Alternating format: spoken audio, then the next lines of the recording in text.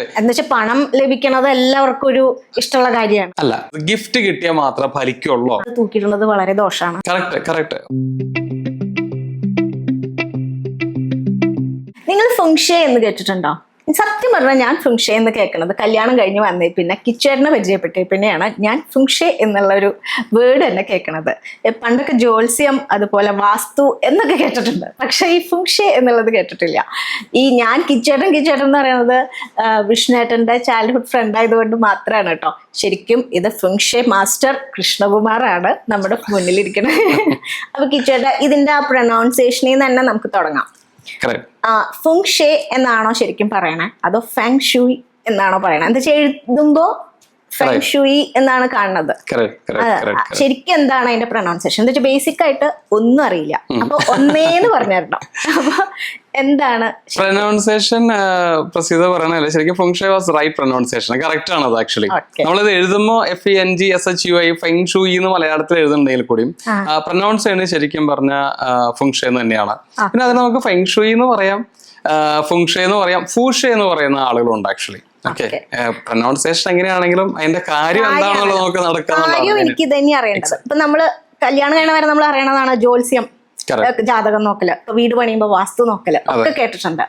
ഈ ഇന്ത്യൻ ആസ്ട്രോളജിയുടെ അതേ ബേസിക് കാര്യം തന്നെയാണോ ഈ ചൈനീസ് ആസ്ട്രോളജി ഫെങ്ഷേ? അല്ല, അതായത് ഫെങ്ഷേയിലേക്ക് വരുമ്പോൾ ഇത് ശരിക്കും ഒരു എനർജി ബാലൻസിങ്ങിന്റെ ഭാഗമായിട്ട് വരിക. ആസ്ട്രോളജി ഇതായിട്ട് നമ്മൾ കണക്ട് ചെയ്യുന്നില്ല. ബേസിക്കലി നമ്മളൊരു ഗിവൺ സ്പേസിൽ, അതായത് നമ്മുടെ വീട്, അതല്ലെങ്കിൽ ഒരു ഓഫീസ്, അല്ലെങ്കിൽ വീട്ടിലെ ഒരു മുറി മാത്രം, റൂം മാത്രം, ഒരു ഗിവൺ സ്പേസ്, അതിനകത്ത് എനർജീനെ നമ്മൾ പ്രോപ്പറായിട്ട് ബാലൻസ് ചെയ്യുന്ന രീതിയാണ് നമ്മൾ ശരിക്കും ഫെങ്ഷേ എന്ന് പറയുന്നത്. അതായത് എങ്ങനെ ബാലൻസ് ചെയ്യണമെന്ന് വെച്ച് കഴിഞ്ഞാൽ നമ്മളുടെ മാനിഫെസ്റ്റേഷൻസിനെ സപ്പോർട്ട് ചെയ്യുന്ന രീതിയിൽ, അല്ലെ, നമ്മൾ ലൈഫിലെല്ലാം മാനിഫെസ്റ്റ് ചെയ്തുകൊണ്ടിരിക്കണല്ലോ നല്ല കാര്യങ്ങളൊക്കെ ആയിട്ടുള്ള. അപ്പൊ അതിനെ സപ്പോർട്ട് ചെയ്യുന്ന രീതിയിലുള്ള സിമ്പിൾസും ഒക്കെ വെച്ചിട്ട് നമ്മൾ അതിനെ കറക്റ്റ് എനർജറ്റിക്കലി ബാലൻസ് ചെയ്ത് നല്ല റിസൾട്ട്സ് നമ്മുടെ ലൈഫിൽ ഉണ്ടാക്കിയെടുക്കുന്ന രീതിയാണ് ശരിക്കും ഫെങ്ഷേ എന്ന് പറയാം. അതുകൊണ്ട് തന്നെ ഇതിനെ ആർട്ട് ഓഫ് അറേഞ്ച്മെന്റ് എന്ന് പറയും. അതായത് വെക്കേണ്ട സാധനങ്ങൾ വെക്കേണ്ട സ്ഥലത്ത് പ്രോപ്പറായിട്ട് വെക്കുക എന്നുള്ള രീതി മാത്രം.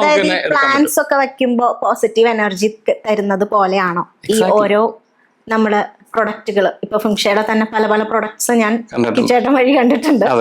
അപ്പൊ അത് വെക്കുമ്പോ നമ്മുടെ വീട്ടിലേക്ക് പോസിറ്റീവ് എനർജി ലഭിക്കും എന്നല്ലേ ഉദ്ദേശിച്ചത്? അപ്പൊ അതുപോലെയാണോ ഈ പ്ലാന്റ്സ് വെക്കുമ്പോ നമുക്ക് പോസിറ്റീവ് എനർജി കിട്ടണോ കാണുമ്പോ? അതുപോലെയാണോ ഇത്? അതായത് ഈ പ്ലാന്റ്സ് ആണെങ്കിലും ഈ പ്രൊഡക്റ്റുകൾ, ഇപ്പൊ പ്രസീത പറഞ്ഞ പോലെയുള്ള വിവിധ തരം പ്രൊഡക്റ്റുകൾ, ശരിക്കും 1000-ൽ പരം പ്രൊഡക്റ്റുകളുണ്ട്. പ്രൊഡക്റ്റുകൾക്ക് എണ്ണമില്ല ഫെങ്ഷേയിൽ. എന്തും നമുക്ക് ഫെങ്ഷേയുടെ ഒരു പ്രൊഡക്റ്റ് ആയിട്ട് പ്ലേസ് ചെയ്യാം എന്നുള്ളത് തന്നെയാണ് ശരിക്കും അതിനകത്ത് പറയണത്. അപ്പോൾ ഈ പ്ലാന്റ്സ് എന്നൊക്കെ പറഞ്ഞു കഴിഞ്ഞാൽ എന്തുകൊണ്ട് വരണമെന്ന് വെച്ചാൽ നമ്മളിതിനകത്ത് എൻ്റെ ഒരു ബേസിക് ഒരു സയൻസ് അല്ലെങ്കിൽ എൻ്റെ ഒരു ബേസിക് ഘടകം എന്താ വെച്ച് കഴിഞ്ഞാൽ 5 എലമെന്റ്സിനെ ബേസ് ചെയ്തിട്ടാണ് ശരിക്കും ഫെങ്ഷേ വർക്ക് ചെയ്യണത്. അതായത് ഒന്ന്, അതിനകത്ത് വുഡ് എനർജി, 5 എനർജികളെ പറയാം. അപ്പൊ വുഡ് എനർജീനെ റെപ്രസെന്റ് ചെയ്യുന്നതാണ് ശരിക്കും പ്ലാന്റ്സ് വരുന്നത്. അതുപോലെ ഫയർ എനർജീനെ റെപ്രസെന്റ് ചെയ്യുന്ന നല്ല ലൈറ്റുകൾ, നല്ല സ്ട്രോങ് ആയിട്ടുള്ള ലൈറ്റിങ്സ്, അല്ലെങ്കിൽ റെഡ് കളറൊക്കെ നമുക്ക് ഫയർ എനർജീനെ കണക്ട് ചെയ്യാൻ പറ്റും. അതുപോലെ വാട്ടർ എനർജി, അതിനാണ് അക്വേറിയം ഒക്കെ ഫെങ്ഷേയുടെ ഭാഗമായിട്ട് വരുന്നത്. അപ്പോൾ ഇപ്പൊ വാട്ടർ എനർജി വരുന്നുണ്ട്. അതുപോലെ മെറ്റൽ എനർജി നമ്മൾ കണ്ടിട്ടുണ്ടായിരിക്കും, വിൻഡ് ചൈംസ്, മെറ്റൽ ശബ്ദങ്ങൾ ഉണ്ടാക്കുന്നതിനായിട്ടുള്ളത് വിൻഡ് ചൈംസ് വരുന്നുണ്ട്. അപ്പൊ അതുപോലെ എർത്ത് എനർജി നമ്മൾ സൂചിപ്പിക്കുന്നത് നമ്മളുടെ എർത്ത് ആൻഡ് പോട്ടുകൾ വെച്ചിട്ട്, ക്രിസ്റ്റൽ ബോളുകൾ, ക്രിസ്റ്റൽ പിരമിഡുകളൊക്കെ വെച്ചിട്ടാണ്. അപ്പൊ ഈ 5 എലമെന്റ്സിനെ വെച്ചിട്ടാണ് നമ്മൾ ശരിക്കും ഒരു എനർജി ബാലൻസിങ് ചെയ്യുക ഒരു ഗിവൺ സ്പേസിൽ. അപ്പൊ നമ്മുടെ ഈ ബുദ്ധ, കുബേരൻ എന്നൊക്കെ പറയണ, അത് കുബേരനാണോ അതോ ബുദ്ധനാണോ? ലാഫിംഗ് ബുദ്ധയൊക്കെ വെക്കണത് ഫെങ്ഷേ അല്ലേ? എല്ലാവരും തന്നെ ഫെങ്ഷേ എന്ന് കേൾക്കുമ്പോൾ ആദ്യം മനസ്സിൽ വരുന്നത് ലാഫിംഗ് ബുദ്ധ തന്നെയായിരിക്കും അല്ലെ? ഓക്കെ, അത് ഒരു പരിധി വരെ ഞാൻ 2010-ലാണ് ശരിക്കും ഫെങ്ഷേ ഒരു പ്രൊഫഷൻ ആയിട്ട് എടുക്കുന്നത്. അപ്പൊ അതിനു മുന്നും അല്ലെങ്കിൽ ആ ഒരു സമയത്ത് നമ്മുടെ വിചാരം എന്ന് പറഞ്ഞാൽ ഫെങ്ഷേ എന്ന് പറഞ്ഞു കഴിഞ്ഞാൽ ലാഫിംഗ് ബുദ്ധ വെക്കുന്നതാണ് ഫെങ്ഷേ. എന്ന് വെച്ചാൽ പണം ലഭിക്കണത് എല്ലാവർക്കും ഒരു ഇഷ്ടമുള്ള കാര്യമാണ്, ഒരാളും വേണ്ടെന്ന് പറയില്ല. എത്രയൊക്കെ നമ്മൾ ബാക്കി പണത്തിനേക്കാളും വലുതാണ് ബാക്കിയെല്ലാം എന്നൊക്കെ പറഞ്ഞാലും നമുക്ക് പണം ഒരു ബേസിക് ആവശ്യമുള്ള കാര്യം തന്നെയാണ്. അപ്പൊ അത് വരാനിപ്പോ ഒരു ലാഫിംഗ് ബുദ്ധ നമ്മൾ വടക്കോട്ട് തിരിച്ചു വെച്ചു അല്ലെങ്കിൽ സ്ഥലത്തേക്ക് തിരിച്ചു വെച്ചു എന്നൊക്കെ പറഞ്ഞു കഴിഞ്ഞാൽ എന്തായാലും എല്ലാവരും വാങ്ങിച്ചു വെക്കും. അതിന്റെ ബേസിക് എന്താണ് ശരിക്കും? ലാഫിംഗ് ബുദ്ധ ബേസിക്കലി ഒരുപാട് പ്രോഡക്റ്റുകളിൽ ഒന്ന് മാത്രമാണ് ആക്ച്വലി. It's A simple. അതെ, ഫംഗ്ഷയില് സിംബോളിക് ഫംഗ്ഷ എന്ന് പറഞ്ഞിട്ടൊരു ഭാഗമുണ്ട് ശരിക്കും. അപ്പോൾ അതിനകത്ത് എല്ലാ സിമ്പിളുകളും നമുക്ക് ഓരോ ആവശ്യങ്ങൾക്കായിട്ട് വയ്ക്കാന്നുള്ളതാണ്. അപ്പൊ അതിന്റെ ഒരു ഭാഗം മാത്രമാണ് ശരിക്കും ലോഫിംഗ് ബുദ്ധ. നമ്മുടെ നാട്ടിൽ പലരും വിചാരിച്ചിട്ടുള്ളത്, ഇപ്പൊ പ്രസീത പറഞ്ഞ പോലെ തന്നെ ലോഫിംഗ് ബുദ്ധ വയ്ക്കൽ തന്നെയാണ് ഫംഗ്ഷ എന്ന് വരുന്ന ആൾക്കാരുണ്ട്. ഇപ്പൊ നേരത്തെ പറഞ്ഞ കുബേരൻ എന്ന് പറയുന്നത്, ശരിക്കും കുബേരനും ലോഫിംഗ് ബുദ്ധയും തമ്മിൽ പ്രത്യേകിച്ച് ഒരു ബന്ധമില്ല. ശരിക്കും ബന്ധമില്ല. ഇല്ല. അത് എന്തുകൊണ്ടാന്ന് വെച്ചാല്, അത് എന്തുകൊണ്ട് അങ്ങനെ വന്നേക്കണെന്ന് വെച്ച് കഴിഞ്ഞാല്, ശരിക്കും കുബേരനെയാണ് നമ്മൾ വെക്കണേന്നാണ് നോർമൽ ആൾക്കാരൊക്കെ വിചാരിക്കണേ. അല്ല, കുബേരൻ വേറെയാണ്. അതെ, തീർച്ചയായിട്ടും ഒരു ബന്ധമില്ല, ബന്ധം വരുന്നില്ല ശരിക്കും. കുബേരൻ എന്ന് പറഞ്ഞാൽ ബേസിക്കലി നമ്മളുടെ ഏൻഷ്യന്റ് ആയിട്ടുള്ള രീതികളിൽ കൂടെ വരുന്നല്ലേ കുബേരന്റെ കോൺസെപ്റ്റ് വരുന്നത്. അപ്പൊ അതേ രീതിയിൽ നമുക്ക് ശരിക്കും ടിബറ്റൻ മെത്തേഡിലുണ്ട് ശരിക്കും. സമ്പാല എന്ന് പറയും, കുബേരന്റെ രൂപം കറക്റ്റ് ആയിട്ട് വരുന്നുണ്ട്. പക്ഷെ ശരിക്കും ലോഫിംഗ് ബുദ്ധ ആരാന്ന് വെച്ചാൽ, ലോഫിംഗ് ബുദ്ധ ശരിക്കും 9th സെഞ്ചുറിയിൽ ചൈനയിൽ ഉണ്ടായിരുന്ന ഒരു സന്യാസിയാണ്. അപ്പൊ അദ്ദേഹം ജ്ഞാനം, വിസ്ഡം അന്വേഷിച്ച് നടക്കുന്ന സമയത്ത് ഒരു കുഞ്ഞിന്റെ ചിരിയിൽ നിന്നാണ് ആൾക്കത് മനസ്സിലായത്, ഇതാണ് ലൈഫിന്റെ പർപ്പസ് എന്നുള്ളത്. അത്ര വേറൊന്നുമല്ല, നമുക്ക് എന്തൊക്കെ ജീവിതത്തിൽ നേടിയാലും അല്ലെ. എക്സാക്ട്ലി, ലോഫിംഗ് ബുദ്ധ വേറൊന്നുമല്ല. പ്രസിദ്ധ ഒന്ന് മനസ്സിലാക്കുക, നമ്മുടെ ലൈഫിൽ എന്തൊക്കെ ഏൺ ചെയ്താലും നമുക്ക് ചിരിക്കാൻ പറ്റുന്നില്ലെങ്കിൽ പിന്നെ എന്താ കാര്യമുള്ളൂ അല്ലെ. അപ്പൊ ഒരു കുഞ്ഞിന്റെ നിഷ്കളങ്കമായ ചിരിയാണ് ജീവിതത്തിന്റെ പർപ്പസ് എന്നുള്ളൊരു ഒരു തിരിച്ചറിവ് അദ്ദേഹത്തിന് വരുന്നുണ്ടായി. അപ്പൊ അന്ന് മുതൽ അദ്ദേഹം ചിരിച്ചു തുടങ്ങി. അദ്ദേഹം ഓരോ രാജ്യങ്ങളിലേക്ക് സഞ്ചരിച്ച് ചിരി പകർന്നുകൊണ്ടിരിക്കുക ചെയ്തതാണ് ലോഫിംഗ് ബുദ്ധ എന്നുള്ള കോൺസെപ്റ്റ്. അദ്ദേഹത്തിന്റെ പേര് ഹോത്തെ എന്ന് പറയുന്ന പേരുണ്ടായിരുന്നു, ബുധ എന്നും പറയുന്നുണ്ടായിരുന്നു. അപ്പൊ അത് ഒരു അബൻഡൻസിന്റെ, ഹാപ്പിനെസിന്റെ സിമ്പിൾ ആണ് ശരിക്കും ഫംഗ്ഷയില്. ഓക്കെ. അപ്പൊ എന്ത് ചെയ്യും, അതുപോലെ പറയണത് അങ്ങനെയല്ല. അപ്പൊ അതെന്താ വെച്ചാല്, ഈ ലോഫിംഗ് ബുദ്ധയുടെ കൂടെ പല ഘടകങ്ങളും നമ്മുടെ ഫംഗ്ഷനിൽ കാണുന്നുണ്ട്. ചിലപ്പോൾ ഇൻഗോട്ട്, അതൊരു ഗ്ലോബൽ വെൽത്ത് സിമ്പിൾ ആണ് ഇൻഗോട്ട് എന്ന് പറയുന്നത്. വെൽത്ത് ബാഗ്, സഞ്ചി, പണസഞ്ചി. അപ്പൊ അത് വെൽത്തിന്റെ സൂചനയായിട്ട് മാറി. അങ്ങനെ അത് കണക്ട് ചെയ്ത് കൊണ്ടുവരുമ്പോഴാണ് നമ്മൾ ശരിക്കും അതിനെ നമ്മള് ധനത്തിന്റെ ഒരു രീതിയിലേക്ക് അത് കൊണ്ടുവരുന്നത്. അതുപോലെ തന്നെ പല വെറൈറ്റീസ് ഇല്ലേ ബുദ്ധകളില്.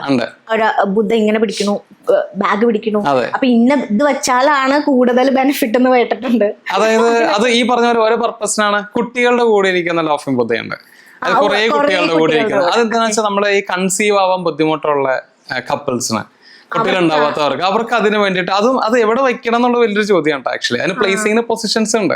അപ്പൊ ഞാൻ ഈ പറഞ്ഞ പോലെ നമ്മുടെ ലൈഫിലെ ഓരോ ലക്കുകൾക്കും ഓരോ പൊസിഷൻ നമ്മുടെ വീട്ടിൽ തന്നെയുണ്ട്. അപ്പൊ അത് മനസ്സിലാക്കിയിട്ട് നമ്മൾ അതിനൊന്ന് എനർജൈസ് ചെയ്യുക, അല്ലെങ്കിൽ എൻഹാൻസ് ചെയ്യിപ്പിക്കുക. അങ്ങനെയാണ് നമ്മൾ ശരിക്കും ഫംഗ്ഷൻ ചെയ്യുക. ആ ഒരു ലക്കിനെ നമ്മൾ എൻഹാൻസ് ചെയ്യുക. എല്ലാ ലക്കിന്റെയും ഓരോ സെക്ടേഴ്സ് നമ്മുടെ വീട്ടിലുണ്ട്. അപ്പൊ ഇപ്പൊ കരിയറിനാണെങ്കിൽ നോർത്ത് സെക്ടർ, ഇപ്പൊ ഫെയിമിനാണെങ്കിൽ സൗത്ത് സെക്ടർ, ഹെൽത്തിനാണെങ്കിൽ ഈസ്റ്റ് സെക്ടർ, എഡ്യൂക്കേഷൻ ആണെങ്കിൽ നോർത്ത് ഈസ്റ്റ് സെക്ടർ, റിലേഷൻഷിപ്പിനാണെങ്കിൽ സൗത്ത് വെസ്റ്റ്, കന്യമൂല എന്നറിയപ്പെടുന്നത്, കുട്ടികൾക്കാണെങ്കിൽ വെസ്റ്റ് സെക്ടർ. അപ്പൊ നമ്മൾ അതിനെ സൂചിപ്പിക്കുന്ന സിമ്പിളുകളെ അതാത് സെക്ടറുകളിൽ പ്ലേസ് ചെയ്യുക വഴി നമുക്ക് എന്ത് ചെയ്യാൻ പറ്റും, ആ ലക്കിനെ എൻഹാൻസ് ചെയ്യിക്കാൻ പറ്റും. അപ്പൊ അങ്ങനെ വരുന്നതാണ് ശരിക്കും ലോഫിംഗ് ബുദ്ധ വിത്ത് പ്യോർലി. അപ്പൊ അതിനകത്ത് ലോഫിംഗ് ബുദ്ധ വിത്ത് കിഡ്സ് വരുമ്പോൾ നമ്മൾ അത് അങ്ങനെ വെസ്റ്റ് സെക്ടറിൽ ചെയ്യാൻ പറ്റും. അതുപോലെ ലോഫിംഗ് ബുദ്ധ റൂയി ക്യാരി ചെയ്യും. റൂയി എന്ന് പറയുന്നത് ശരിക്കും അധികാരത്തിന്റെ ചിഹ്നമാണ്. അപ്പൊ അത് കരിയറിന് വേണ്ടിയിട്ട് നമുക്ക് അത് ചെയ്യാൻ പറ്റും. ലോഫിംഗ് ബുദ്ധ കുതിരപ്പുറത്തിരിക്കുന്നുണ്ട്, അപ്പൊ നമുക്ക് ഫെയിമിന് വേണ്ടിയിട്ട് ചെയ്യാൻ പറ്റും. അതങ്ങനെ വ്യത്യസ്തമായിട്ടുള്ള ഒരുപാട് തരത്തിലുള്ള നോർമലി ഇപ്പൊ നമ്മൾ കാണുന്നത് ഇപ്പൊ ഗിഫ്റ്റ് തരിക, ഒരു വീട്ടിലേക്ക് ഒരു ഗിഫ്റ്റ് തരാ ലോഫിംഗ് ബുദ്ധ. അപ്പൊ ഗിഫ്റ്റ് കിട്ടിയാൽ നമുക്ക് നല്ലതാണ്. പക്ഷെ ഗിഫ്റ്റ് ഇല്ലാതെ ഇപ്പൊ നമ്മൾ ആ ഒരു അമ്പലപ്പറമ്പിൽ പോയിട്ടാണെങ്കിൽ കൂടിയും ഒരു ലോഫിംഗ് ബുദ്ധ കണ്ടു എന്നുണ്ടെങ്കിൽ നമുക്ക് പ്രത്യേകിച്ച് പ്രശ്നമൊന്നുമില്ലല്ലോ. കൊണ്ട് വെച്ചാൽ പണം ലഭിക്കണമെങ്കിൽ അവിടെ അങ്ങനെയും ചെയ്യുന്നതുണ്ട്. അപ്പൊ അതില് ഏതാ നല്ലത്, അങ്ങനെയൊക്കെ ഉണ്ടോ? അങ്ങനെ ഇല്ല ബേസിക്കലി. അങ്ങനെ ഇതും ഒരുപാട് ആളുകളുടെ മനസ്സിലുള്ളൊരു ചോദ്യമാണ്. അതായത് ഇത് ഗിഫ്റ്റ് കിട്ടിയാൽ മാത്രമേ ഫലിക്കുള്ളൂ അങ്ങനെയൊന്നുമല്ല. നമ്മളത് പ്രോപ്പറായിട്ട് നമുക്ക് പൈസ കൊടുത്ത് മേടിച്ച് നമുക്കത് കറക്റ്റ് ആയിട്ട് പ്ലേസ് ചെയ്യാൻ പറ്റി കഴിഞ്ഞാൽ തന്നെ അത് ഭയങ്കര നല്ലതായിരിക്കും. അപ്പൊ അതിനകത്ത് നമ്മൾ പറഞ്ഞ കുറച്ച് കണ്ടീഷൻസ് പറയാം. ഇപ്പൊ വെൽത്ത് എൻഹാൻസ്മെന്റിനാണെങ്കിൽ നമ്മൾ വീടിന്റെ വെൽത്ത് സെക്ടർ ആയിട്ട് കണക്കാക്കുന്നത് സൗത്ത് ഈസ്റ്റ് മൂലനെയാണ് വീടിന്റെ. അപ്പൊ ആ സൗത്ത് ഈസ്റ്റ് ലിവിംഗ് റൂമിന്റെ സൗത്ത് ഈസ്റ്റ് കോർണറിൽ തെക്കും കിഴക്കും കൂടെ ചേരുന്ന ഒരു കോർണർ. അപ്പൊ അവിടെ നമ്മൾ ലോഫിംഗ് ബുദ്ധ ഇമേജസ് ഒക്കെ ചെയ്യുകയാണെങ്കിൽ നമുക്ക് നല്ലതായിരിക്കും. അപ്പൊ അവിടെ നമ്മൾ എന്ത് ചെയ്യും, അവിടെ നമ്മൾ ലോഫിംഗ് ബുദ്ധയുടെ കൂടെ ലോഫിംഗ് ബുദ്ധ വിത്ത് ഡ്രാഗൺ ടോട്ടോയ്സ് ഉണ്ട് കോൺസെപ്റ്റ് ഉണ്ട്. ഡ്രാഗൺ എന്ന് പറയുന്നത് ഒരു ഭയങ്കര ഒരു സക്സസ് എനർജി ആയിട്ടാണ് ചൈനയിൽ കണക്കാക്കുക. അപ്പൊ അത് വയ്ക്കും. അപ്പൊ ഇവിടെ എന്താന്ന് വെച്ച് കഴിഞ്ഞാൽ ഈ ഫംഗ്ഷെ ഡിറൈവ് ചെയ്തത് ചൈനയിൽ നിന്നായതുകൊണ്ട് ഇതിന്റെ ഭൂരിഭാഗം സിമ്പിൾസും ചൈന ആയിട്ട് കണക്റ്റഡ് ആയിരിക്കും. പക്ഷെ അതിനകത്ത് ഇതിന്റെ ഒരു എനിക്ക് ഏറ്റവും ഇഷ്ടപ്പെട്ട ഒരു കാര്യം എന്താ വെച്ച് കഴിഞ്ഞാൽ, ഫംഗ്ഷൻ ചെയ്യാൻ നമ്മൾ ചൈനീസ് സിമ്പിൾസ് തന്നെ ഫോളോ ചെയ്യണമെന്ന് ഒരു നിർബന്ധമില്ല. ചില മാസ്റ്റേഴ്സ് എങ്കിലും അങ്ങനെ നിർബന്ധം പറയും ഇന്നത് തന്നെ വയ്ക്കണം എന്ന് പറയും. പക്ഷെ ആക്ച്വലി നമുക്കത് ശരിക്കും മനസ്സിലാക്കാൻ പറ്റും. എൻ്റെ ഒരു എക്സ്പീരിയൻസ് വെച്ച് പറയുകയാണെങ്കിൽ ഇപ്പൊ റീസെന്റ് ഒരു മാസ്റ്റർ എഡ്യൂക്കേഷൻ ലക്കിന് വേണ്ടിയിട്ട് വളരെ മനോഹരമായിട്ടൊരു പ്രോഡക്റ്റ് ഇൻട്രൊഡ്യൂസ് ചെയ്തു. എന്തായിരുന്നു പ്രോഡക്റ്റ് എന്ന് അറിയാമോ? ഒരു അരയന്നവും വീണയും. അതെന്തിനാ സൂചിപ്പിക്കണേ? അരയന്നവും വീണയെ സൂചിപ്പിക്കുന്നത് ശരിക്കും സരസ്വതി ദേവിനെയാണ്. ഇപ്പൊ സരസ്വതി ദേവി നമ്മൾ എങ്ങനെയാ കണക്ട് ചെയ്യാറുള്ളത്? വിദ്യാഭ്യാസമായിട്ടാണ്. അപ്പോ നമ്മൾക്ക് അത് ഏത് കൾച്ചറിൽ നിന്നുള്ള സിമ്പിൾസ് ആണെങ്കിലും നമുക്കത് അതാത് സ്ഥാനങ്ങളിൽ കൊണ്ടുവയ്ക്കുക വഴി നമുക്ക് അത് എൻഹാൻസ് ചെയ്തെടുക്കാനായിട്ട് പറ്റും. അല്ലാണ്ട് ചൈനയുടെ തന്നെ കൾച്ചറിലുള്ള സിമ്പിൾസ് ഫോളോ ചെയ്യുന്ന നിർബന്ധമില്ല. ഇപ്പൊ ഉദാഹരണമായിട്ട് നിങ്ങൾ ഈ കൈ ആട്ടുന്ന പൂച്ചയെ കണ്ടിട്ടില്ലേ? അത് ശരിക്കും മനേക്കി നൈക്കോ എന്ന് പറഞ്ഞിട്ടുള്ള ഒരു കോൺസെപ്റ്റ് ജപ്പാനിൽ നിന്നാണത്. പക്ഷെ അതും നമ്മൾ ഫംഗ്ഷനിൽ ഉപയോഗിക്കാറുണ്ട്. അതുപോലെ നമ്മൾ സ്വസ്തികും തൃശൂലം അതുപോലെ ഓം ഒക്കെ ഉപയോഗിക്കാറുണ്ട് ഫംഗ്ഷനിൽ പല പ്രൊട്ടക്ഷന്റെ പർപ്പസിന് വേണ്ടിയിട്ട്. അതൊന്നും ചൈനയിൽ നിന്ന് മാത്രം വരുന്നല്ല. ചൈന ആയാലും ഇന്ത്യ ആയാലും ജപ്പാൻ ആയാലും പ്രശ്നമില്ല. ലക്ക് ഫാക്ടർ ആണ് മെയിൻ. എക്സാക്ട്ലി. ലക്ക് ഫാക്ടറും എന്ത് ലക്കിനെയാണ് നമ്മൾ ഉദ്ദേശിക്കുന്നത്. ഇപ്പൊ ഉദാഹരണമായിട്ട് പറയുകയാണെങ്കിൽ നമ്മള് അതിനെ ബേസ് ചെയ്തിട്ടുള്ള പ്രൊഡക്റ്റ് ഇന്ന സ്ഥലത്ത് യഥാസ്ഥാനത്ത് വെക്കണം. കറക്റ്റ്. അതിനൊരു ഉദാഹരണം പറയാം. ഇപ്പൊ നമുക്ക് നമ്മുടെ വീട്ടിൽ തന്നെ നല്ലൊരു പ്രോഡക്റ്റ് ചെയ്യാം. ഓക്കെ, അത് സിമ്പിൾ ആണല്ലോ. ഇപ്പോ റിലേഷൻഷിപ്പ് എൻഹാൻസ് ചെയ്യിപ്പിക്കണം എന്നിരിക്കട്ടെ. ഒരു വീട്ടിലെ എല്ലാവരും നമ്മളുടെ റിലേഷൻഷിപ്പ് എൻഹാൻസ് ചെയ്യിക്കണമെങ്കിൽ നമ്മൾ കൊടുക്കുന്ന ഒരു പ്രോഡക്റ്റ് എന്ന് പറഞ്ഞു കഴിഞ്ഞാൽ നല്ലൊരു ഹാപ്പി ഇമേജ് ഉണ്ടാക്കുക എല്ലാവരെയും കൂടിയിട്ടുള്ള. ആ വീട്ടിലെ എല്ലാ മെമ്പേഴ്സും കൂടിയിട്ടുള്ള ടീത്ത് സ്മൈൽ ചെയ്യാന്ന് പറയും. അതായത് പല്ല് കാണുന്ന തരത്തിൽ തിരിച്ചിട്ടുള്ള നല്ലൊരു പിക്ചർ എടുത്തിട്ട് അത് ഫ്രെയിം ചെയ്തിട്ട് ലിവിംഗ് റൂമിന്റെ സൗത്ത് വെസ്റ്റിലായിട്ട് വയ്ക്കുക. എന്തുകൊണ്ട് സൗത്ത് വെസ്റ്റ് വെച്ചാൽ സൗത്ത് വെസ്റ്റ് ആണ് റിലേഷൻഷിപ്പിന്റെ ഏരിയ ആയിട്ട് വരുന്നത്. അവിടെ നമ്മളുടെ തന്നെ ഇമേജ് ആണ് കൊടുക്കുന്നത്. അതിനു വേണ്ടി നമുക്ക് ഫെങ്ഷേ പ്രകാരം ഒരുപാട് ഇമേജസ് വെക്കാം, പലതും വെക്കാം. പക്ഷെ ഏറ്റവും നല്ലത് നമ്മുടെ പിക്ചർ വെക്കണല്ലേ. നമ്മൾക്ക് തന്നെ തോന്നില്ല വീട്ടിലേക്ക് എൻ്റർ ആവുമ്പോൾ നമ്മുടെ ഫോട്ടോ ഹാപ്പി ആയിട്ടിരിക്കുന്ന കാണുമ്പോൾ നമുക്കൊരു സന്തോഷം തോന്നില്ലേ? അതാ വരേണ്ടത്. പല വീടുകളെങ്കിലും ഇപ്പൊ അങ്ങനെ ഒരുമിച്ച് നിന്ന് ഫോട്ടോ എടുക്കാൻ പറ്റുന്ന അവസ്ഥയല്ല എന്നുള്ളത് വേറെ കാര്യം അല്ലേ? ശരിയല്ലേ? അതാണ്. പിന്നെ ഞാൻ കണ്ടിട്ടുണ്ട് ഇങ്ങനെ മണി ഇങ്ങനെ തൂക്കിയിടാം. ചിലത് ഇങ്ങനെ എന്താ പറയാ ബെല്ല്, അത് ചിലവര് പറയുന്നുണ്ട് അത് തൂക്കിയിടുന്നത് വളരെ ദോഷമാണ്, തൂക്കിയിടാൻ പാടില്ല പറയും. ചിലത് ഞാൻ പക്ഷെ ഈ ഫംഗ്ഷനിൽ തന്നെ ചിലത് കണ്ടിട്ടുണ്ട് ഇങ്ങനെ തൂക്കിയിടുന്നത് നല്ലതാണ്. അതിനെ കുറിച്ച് എങ്ങനെയാ? ഞാൻ നേരത്തെ പറഞ്ഞാൽ വിൻചൈം വൺ ഓഫ് ദ എലമെന്റ് ആണ്, മെറ്റൽ എലമെന്റ് ആണ്. ഭയങ്കര സ്ട്രോങ് എലമെന്റ് ആണ് വിൻചൈം. മൂവിങ് മെറ്റൽ ആണ് അത് ആക്ച്വലി. അപ്പൊ അതിന് ഇടുന്നതിന് സ്ഥാനമുണ്ട്. അത് കറക്റ്റ് ആണ്. എക്സാക്ട്ലി. കാര്യം വെച്ചാൽ ഈ 5 എലമെന്റ്സ് തമ്മിൽ അങ്ങോട്ടും ഇങ്ങോട്ടും പ്രൊഡക്റ്റീവ് ആയിട്ടുള്ള രീതിയിലും വർക്ക് ചെയ്യുന്നുണ്ട്, അതുപോലെ ഡിസ്ട്രക്റ്റീവ് ആയിട്ടും വർക്ക് ചെയ്യുന്നുണ്ട്. ഒരു എലമെന്റ് മറ്റേ എലമെന്റ് ഇല്ലാണ്ടാക്കുകയും ചെയ്യും, ഒരു എലമെന്റ് വേറെ എലമെന്റ് പ്രൊഡ്യൂസ് ചെയ്യുകയും ചെയ്യുന്നുണ്ട്. അങ്ങനെയുണ്ട്. അപ്പോൾ നമ്മള് ഈ മെറ്റൽ എലമെന്റ് ഇടുന്നത് ഇപ്പൊ വുഡിന്റെ ഏരിയയിലാണെങ്കിൽ അവിടുത്തെ ഒരു ബേസ് എലമെന്റിന് അത് കട്ട് ചെയ്ത് കളയുന്നതുകൊണ്ട് അല്ലെങ്കിൽ നശിപ്പിക്കുന്നതുകൊണ്ട് ചിലപ്പോൾ നമുക്ക് ദോഷം വരാൻ ചാൻസസ് ഉണ്ട്. അപ്പൊ നമുക്കത് അറിഞ്ഞ് പ്ലേസ് ചെയ്താൽ വളരെ നല്ലതാണ്. അപ്പൊ നമുക്ക് എല്ലാവർക്കും ജനറലി പറയാവുന്ന ഒരു ടിപ്പ് എന്താണെന്ന് വെച്ച് കഴിഞ്ഞാൽ ഒരു 6 റോഡ് വിൻചൈം എപ്പോഴും നിങ്ങളുടെ വീടിന്റെ നോർത്ത് വെസ്റ്റ് കോർണറിൽ ഇറ്റ്സ് ഓൾവേസ് ഗുഡ്. ഭയങ്കര നല്ലതാ. അത് നമുക്ക് വെൽത്ത് എൻഹാൻസ് ചെയ്യാനും ഗ്രഹനാഥന്റെ നെറ്റ്വർക്ക് ഡെവലപ്പ് ചെയ്യാനും ബന്ധങ്ങൾ ഇൻക്രീസ് ചെയ്യാനൊക്കെ ആയിട്ട് ഒരുപാട് നല്ലതായിരിക്കും നോർത്ത് വെസ്റ്റിൽ. അങ്ങനെയാണ് വരിക. പിന്നെ നമ്മള് കേട്ടേക്കുന്നത് കന്നിമൂല, അതും ഫുങ്ഷയും തമ്മിൽ വല്ല ബന്ധമുണ്ടോ? ഇപ്പൊ ജ്യോത്സ്യത്തിലൊക്കെ നമ്മൾ അല്ലെ വാസ്തുശാസ്ത്രത്തിലൊക്കെ നമ്മൾ പറയും കണക്കുകളുണ്ടോ വാസ്തു. ഇപ്പൊ നമ്മളിപ്പോ ഒരു വാസ്തു വിദഗ്ധനെ പോയി കാണുകയാണെന്നുണ്ടെങ്കിൽ നമുക്ക് വീട് പ്ലാനൊക്കെ ഇന്ന കണക്കിലാണ് അവര് ചെയ്തു തരിക. അങ്ങനെ കണക്കുകളുണ്ടോ ഫുങ്ഷൻ? എന്താ വെച്ചാൽ നമ്മള് വന്ന് കാണുമ്പോ ഫുങ്ഷയിലുള്ള ഇപ്പൊ കിച്ചേട്ടൻ എനിക്ക് അറിയാവുന്നതുകൊണ്ട് ഞാൻ കിച്ചേട്ടൻ വന്ന് നോക്കുമ്പോ ഇന്നത് ശരിയല്ല ഇന്നത് ശരിയാണെന്നൊക്കെ പറയാനായിട്ടുണ്ട്. അങ്ങനത്തെ കണക്കുകളുണ്ടോ ശരിക്കും വാസ്തുശാസ്ത്രം പോലെ തന്നെ? നമുക്ക് അളവുകളില്ല, ഷേപ്പിന് പ്രാധാന്യമുണ്ട്. പക്ഷെ അതായത് നമ്മളൊരു ഗിവൺ സ്പേസിന്റെ ഒരു ഐഡിയൽ സ്പേസ് ആയിട്ട് ഫംഗ്ഷനിൽ പറയുന്നത് സ്ക്വയർ അല്ലെങ്കിൽ റെക്ടാംഗിൾ ആയിരിക്കണം. കാരണം എന്താ, നമുക്ക് ഇതിനകത്ത് 9 സെക്ടറുകൾ കണക്കാക്കും. അതെങ്ങനെയാന്ന് വെച്ചാൽ നമ്മുടെ 4 കാർഡിനൽ ഡയറക്ഷൻസ്, ഒന്ന് ഈസ്റ്റ്, വെസ്റ്റ്, സൗത്ത്, നോർത്ത്. ഇനി അതിന്റെ ഉപദിശകൾ ഏതൊക്കെയാ? South west, south east, north east. പിന്നെ ആ സെന്റർ പോർഷൻ. അതായത് നമ്മൾ ആ ഒരു ഗിവൺ സ്പേസിനെ ഈക്വൽ 9 ഭാഗങ്ങളായിട്ട് നമുക്ക് തിരിക്കാൻ പറ്റണം. അപ്പോഴാണ് അതൊരു ഐഡിയൽ സ്പേസ് ആയിട്ട് വരാം, നല്ലതായിട്ട് കണക്കാക്കാം.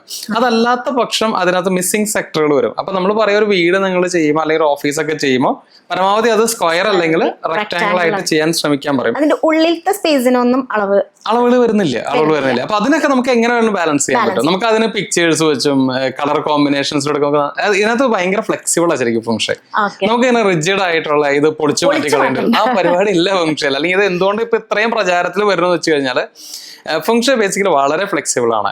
ഒത്തിരി ഓപ്ഷൻസ് അതിനകത്ത് വരുന്നുണ്ട്. കാര്യം എല്ലാ പ്രോബ്ലംസിനും സൊല്യൂഷൻസ് ഉണ്ട് ബേസിക്കലി. ഓക്കെ, നമുക്കത് ഈസി ആയിട്ട് ചെയ്യാൻ പറ്റും, വളരെ എക്കണോമിക്കൽ ആണ്. നമ്മുടെ ഇഷ്ടത്തിന് ഇപ്പോ പ്ലാൻ ചെയ്താലും നമുക്ക് എല്ലാം അത് സോൾവ് ചെയ്യാൻ പറ്റുന്ന ഒരു സജ്ജീകരണം ഫംഗ്ഷയിലുണ്ട്. തീർച്ചയായിട്ടും അതിനകത്ത് കളേഴ്സ് ഒക്കെ ഭയങ്കര ഒരു റോൾ ഉണ്ട് അതിനകത്ത്. നമുക്ക് ടൈലിന്റെ കളറിന് പ്രാധാന്യം കൊടുക്കാം, ഭിത്തിയുടെ കളറിന് പ്രാധാന്യം കൊടുക്കാം, ഒരു പെയിന്റിങ്ങിന് വരെ നമുക്ക് ഒത്തിരി പ്രാധാന്യം കൊടുക്കാൻ പറ്റും. അപ്പൊ ഉദാഹരണമായിട്ട് പറയില്ല, അപ്പൊ നമ്മളൊരു വീട്ടിലേക്ക് എൻ്റർ ആകുമ്പോൾ ആദ്യം കാണുന്ന ഒരു ഇമേജിന്റെ എനർജി ക്രിയേറ്റ് ആവുന്ന വരുന്ന ആളല്ലേ. ഒരു വ്യക്തി നമ്മുടെ വീട്ടിലേക്ക് ആദ്യം എൻ്റർ ആകുമ്പോൾ അവിടെ ഇരിക്കുന്നത് ഭയങ്കര ഭീകരമായിട്ടുള്ള ഒരു ഫോട്ടോ ആണെങ്കിൽ അയാളുടെ ഉള്ളിൽ ആ എനർജിയാ വരിക. ഇത് കണ്ടപ്പോഴാണ് എനിക്ക് തോന്നുന്നത് അപ്പൊ അത് ബിഗ് ബോസിൽ കൂടുതലും എഫക്ട് ചെയ്യണത് അതുകൊണ്ടായിരിക്കും പല പിക്ചേഴ്സും കാരണം അതായത് അവരുടെ ആവശ്യം ബേസിക്കലി എന്താണ്, ഈ തരത്തിലുള്ള കോൺഫ്ലിക്റ്റുകൾ ക്രിയേറ്റ് ചെയ്യാന്നുള്ളതാണ്. ശാന്തമായിട്ട് ജീവിക്കാൻ ആഗ്രഹിക്കണില്ലല്ലോ. ഓക്കെ, അപ്പൊ നമ്മളെ സമയം നമ്മൾ എൻ്റർ ആകുമ്പോൾ കാണുന്ന ഒരു പീസ്ഫുൾ ആയിട്ടിരിക്കുന്ന ഒരു ബുദ്ധ ഇമേജ് ആണ്. സ്വാഭാവികമായിട്ട് നമ്മുടെ ഉള്ളിൽ തന്നെ എനർജിക്ക് ഡിഫറൻസ് അവിടെ വന്നില്ല. നമ്മളത് കാണുമ്പോൾ തന്നെ എല്ലായിടത്തും ട്രെൻഡിങ്ങും ആണ്. അതെ, ആ സമയം നമ്മൾ കയറുമ്പോൾ തന്നെ ഇരിക്കുന്ന വലിയൊരു പോത്തിന്റെ തല ഇങ്ങനെ വെട്ടി വെച്ചിരിക്കണമെന്നിരിക്കട്ടെ, തോക്കാണ്. ഓക്കെ, അപ്പൊ അവിടെ തന്നെ ഒരു ആർഗ്യുമെന്റ് അല്ലെങ്കിൽ ഒരു എനിമിറ്റി അല്ലെങ്കിൽ ഒരു ശത്രുത കൈൻഡ് ഓഫ് എനർജി അവിടെ ക്രിയേറ്റ് ആയി കഴിഞ്ഞു. ഈ ബുദ്ധയുടെ കാര്യം പറഞ്ഞപ്പോഴാ, ബുദ്ധ ഇന്ന സ്ഥലത്ത് വെക്കണം എന്നുണ്ടോ? നമുക്ക് അതിനകത്ത് ശരിക്കും പറഞ്ഞാൽ ഏറ്റവും നല്ലൊരു ഐഡിയൽ സ്പേസ് പറയുന്നത് ഈസ്റ്റ് അല്ലെങ്കിൽ നോർത്ത് ഈസ്റ്റ്. കാരണം ഈസ്റ്റ് എന്നുള്ളത് നമ്മുടെ ശരിക്കും പറഞ്ഞ പീസ് ഓഫ് മൈൻഡിന്റെയും വെൽനെസിന്റെയും ഏരിയ ആണ്. അപ്പൊ നമുക്ക് ഈസ്റ്റിൽ നമുക്ക് ശരിക്കും ബുദ്ധ ഇമേജ് കൊടുക്കാം. പിന്നെ നോർത്ത് ഈസ്റ്റിൽ കൊടുക്കാം. നോർത്ത് ഈസ്റ്റ് ശരിക്കും പറഞ്ഞാൽ നമ്മുടെ വിസ്ഡത്തിന്റെയാണ്, ജ്ഞാനം, അത് അറിവെന്ന് മാത്രമല്ല നമ്മുടെ സ്പിരിച്വൽ എൻലൈറ്റ്മെന്റിന്റെ ഒക്കെ സ്ഥാനമാണ്. അപ്പൊ അവിടെ നമുക്ക് എന്ത് ചെയ്യാൻ പറ്റും, ഈ ബുദ്ധന്റെ ഇമേജ് കൊടുക്കാൻ പറ്റും. മെഡിറ്റേഷൻ ബുദ്ധന്റെ പോലെയാണെങ്കിലോ അതിന്റെ നടുവിൽ വെക്കണതിന് അങ്ങനെ കുഴപ്പമില്ല. സി നമ്മളത് എങ്ങനെയാണ് നമുക്ക് വിസിബിൾ ആകുക എന്നുള്ളതാണ് അതിന്റെ ഒരു കണക്ക് പറഞ്ഞത്. ഏറ്റവും ബെറ്റർ ആയിരിക്കും ഈസ്റ്റും കൊടുക്കാം. ഈസ്റ്റ് അതിനകത്ത് മെഡിസിൻ ബുദ്ധമായിട്ടൊരു കോൺസെപ്റ്റ് ഉണ്ട്. അതായത് കയ്യിലൊരു കുംഭം, അതായത് അമൃത് എന്നുള്ളൊരു കോൺസെപ്റ്റ് ആണ് ഇരിക്കുന്നത്. ആ ഒരു ബുദ്ധയാണെങ്കിൽ നമ്മൾ ഈസ്റ്റിൽ കൊടുക്കുന്നില്ല, നമുക്ക് ആരോഗ്യ പ്രശ്നങ്ങൾ ഇല്ലാണ്ടിരിക്കാനൊക്കെ ആയിട്ട് നമുക്ക് അങ്ങനെയുണ്ട്. ബുദ്ധകളിൽ തന്നെ ഡിഫറെന്റ് ഏതാണ് നല്ലത് എന്നുള്ളത്, ഏറ്റവും നല്ലത് ഏതാണെന്ന് നമ്മളെ റിക്വയർമെന്റ് അനുസരിച്ച് നമുക്ക് ചെയ്യാം. ഇപ്പൊ എന്നെ ഒരു കസ്റ്റമർ വിളിച്ച് സംസാരിക്കുകയാണെങ്കിൽ, ഒരു ക്ലയന്റ് വിളിച്ച് സംസാരിക്കുമ്പോൾ അവിടെ ഇല്ലസ് ആണ് അവിടുത്തെ പ്രശ്നമെങ്കിൽ നമ്മൾ അതിനനുസൃതമായിരിക്കും നമ്മള് അയാളുടെ കൺസൾട്ടേഷൻ ചെയ്യേണ്ടാവുക. ഇപ്പൊ അദ്ദേഹത്തിന് വെൽത്ത് ഇഷ്യൂസ് ആണെങ്കിൽ അതിനനുസൃതമായിരിക്കും നമ്മൾ ആ രീതിയിൽ കൺസൾട്ടേഷൻ പ്രാധാന്യം കൊടുക്കുക. നോർമലി നമ്മളിപ്പോ പുതിയ വീട് വെച്ചു, എല്ലാവരും ബുദ്ധ വെക്കണ്ട, അപ്പൊ അതിന് പ്രത്യേകമായിട്ടുള്ള സ്ഥാനം, അതുപോലെ പ്രത്യേകമായിട്ടുള്ള ബുദ്ധയുടെ കൺസെപ്റ്റ് ഉണ്ടോ? ഇല്ല, ഇന്ന സ്ഥലത്ത് വെക്കരുതെന്നില്ല. അതായത് നമ്മൾ പറയാ ലൈക്ക് കിച്ചണിൽ വേണ്ട, ടോയ്ലറ്റിൽ വേണ്ട, അങ്ങനെയുള്ള രീതിയിലേ ഉള്ളൂ. അതല്ലാത്ത പക്ഷം നമുക്ക് നല്ല രീതിയിൽ എവിടെ വേണ്ടും വിസിബിൾ ആയിട്ട് നമുക്ക് ചെയ്യാനായിട്ട് ബുദ്ധ ഇമേജ് കൊടുക്കാനായിട്ട് പറ്റും.